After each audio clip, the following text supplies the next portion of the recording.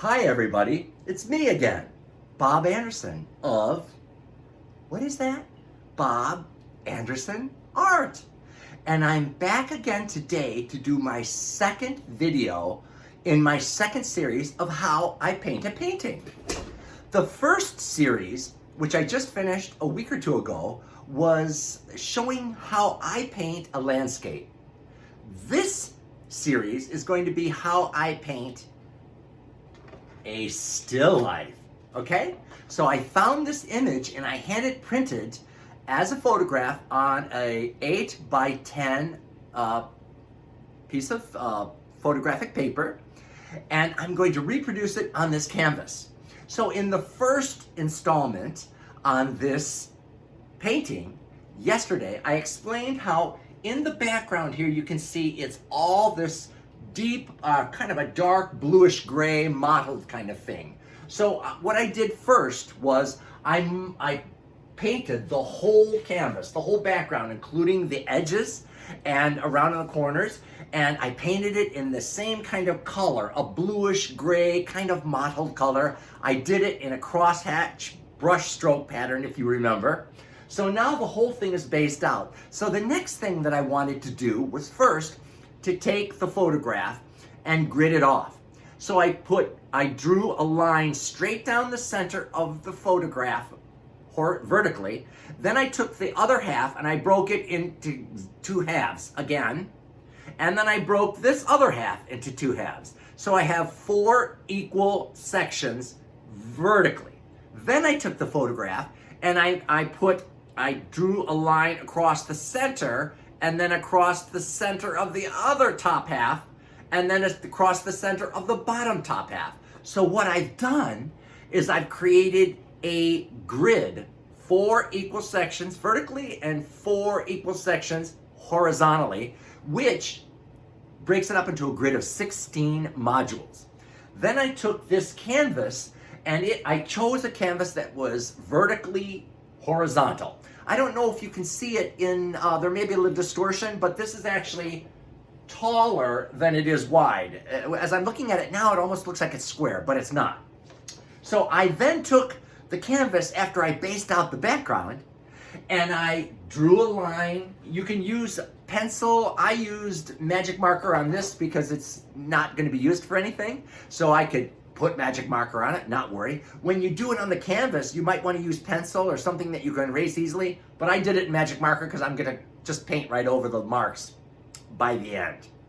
Okay, so I put a line right down the center, and then I took this half and put a line down the center of that. I took this half and put a line down the center of that. You probably can't see the lines because they're kind of faint.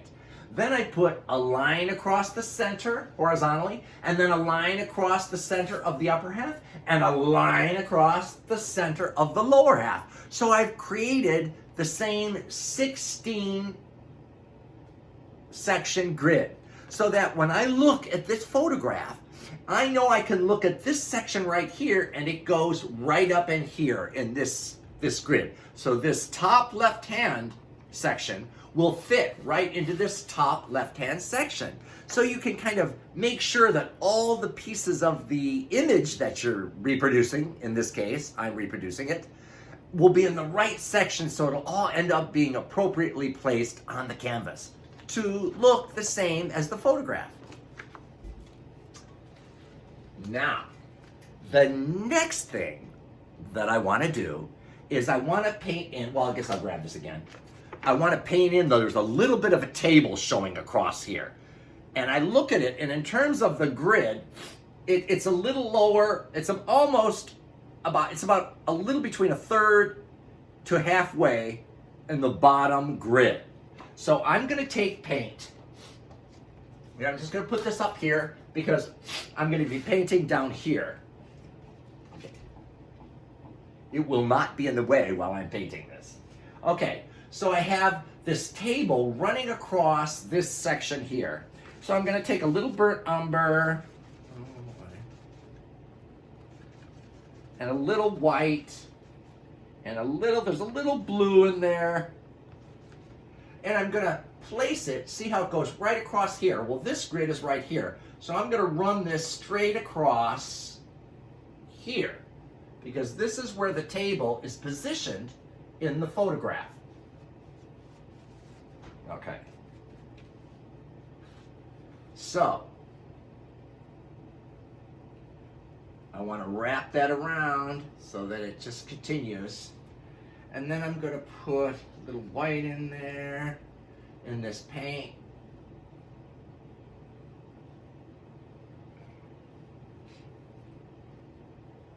And I'm going to try to match the coloration of this table, which is behind, which this vase, this white marble vase is sitting on, okay?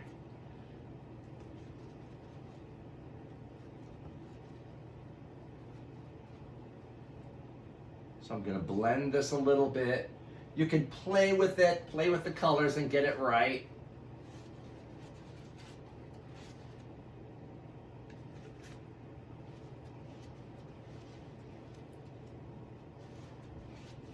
Okay, and that looks way off. So I need to bring in some more burnt umber and a little black in there.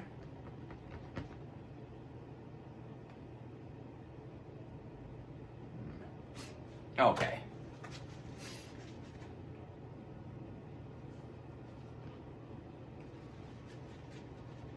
Okay, it's a little more grayed out down here. So I'm adding a little more black. I'm graying out the brown a little bit so that it matches the photograph. It's still a little too bright.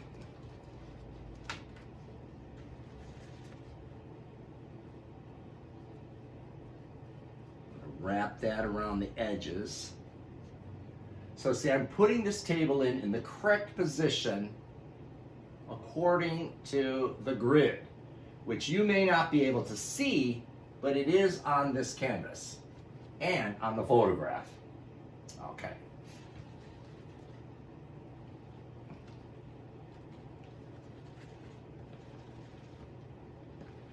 So I painted this a little too bright, so I need to go down, I need to go back and kind of knock the brown down. It's more of a grayed out kind of brown. It almost looks like the grayed out barn finish that's so popular right now.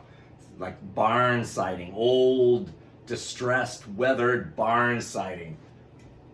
That almost, you know, it becomes gray and almost a little blue with over the years. It's very popular now in flooring finishes and all kinds of stuff. Okay.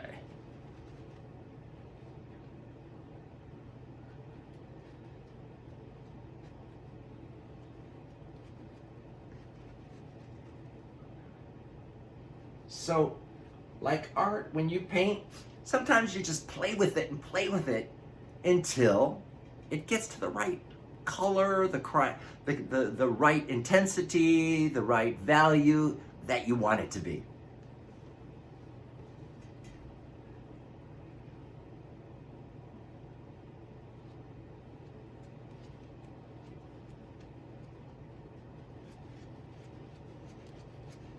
And of course, this marble vase is going to go right in here according to the grid.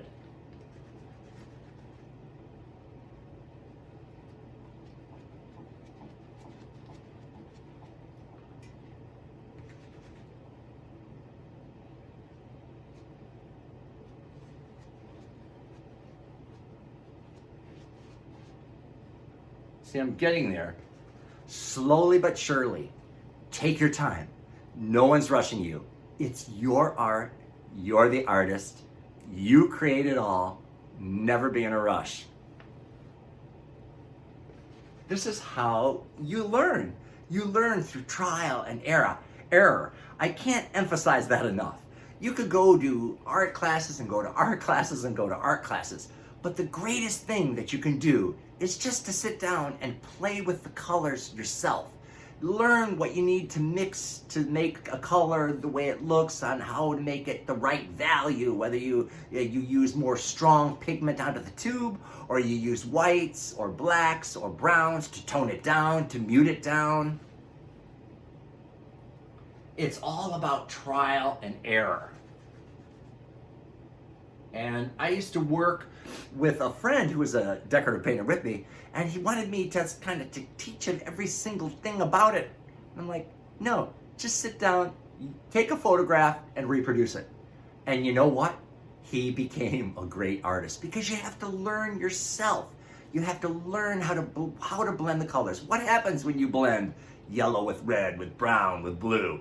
All the little variations that you learn with time, truly, you learn with time, takes a little patience. You will learn how to blend all of these colors so that they are perfect. Because I know when I started 30 years ago, it was really, really hard for me to match colors sometimes. Like I was called in sometimes and asked, one time I was called in, I was asked to match wallpaper.